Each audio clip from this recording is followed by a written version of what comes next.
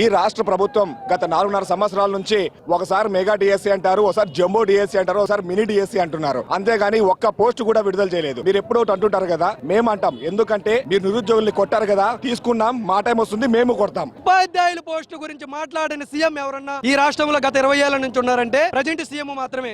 ఇంతవరకు చంద్రబాబు నాయుడు గారు 2 డిఎస్సీలు వేస్తే ఈయన ఒక్క డిఎస్సీ కూడా వేయకపోగా స్కూల్ మెర్జ్ చేసి అటు విద్యా వ్యవస్థని దాన్ని నమ్ముకొని ఉన్న 7 లక్షల మంది నిరుద్యోగుల జీవితాలు నాశనం చేశాడు. ఈ రోజు వెంటనే మెగా డిఎస్సీ వారంలో ప్రకటించాలని మేము డిమాండ్ చేస్తున్నాం.